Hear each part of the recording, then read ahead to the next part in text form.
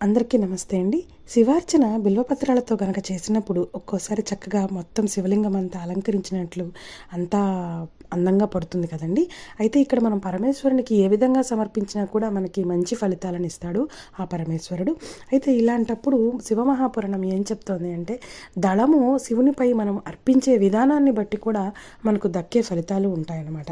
అయితే ఇప్పుడు ఏంటంటే, ఒకవేళ దళం గనక బోర్లా పడినట్టు అనుకోండి శివలింగం మీద, అప్పుడు మనకు ముక్తిని కోరుకుంటున్నట్టుగా ముక్తిని ప్రసాదిస్తాడట. ఒకవేళ తిరగమరల వెలికిలా పడితే గనక మన మనోవాంఛలు ఏమైనా ఉంటే తీరని కోరికలు ఏమైనా ఉంటే తీరుస్తాడట. అదే దళం యొక్క కాడ మన వైపు ఉండి దళం యొక్క కొస భగవంతుని వైపు ఉంటే గనక ఏ మనిషి అయితే ఆ పూజ చేశాడో అతనికి సంబంధించిన ఒక దీర్ఘమైన కోరికను భగవంతుడు నెరవేరుస్తాడు. అదే కొస మన వైపు ఉండి కాడ శివుని వైపు ఉంటే గనక సర్వ మానవాళి యొక్క శ్రేయస్సును, అతని కుటుంబం మొత్తం శ్రేయస్సు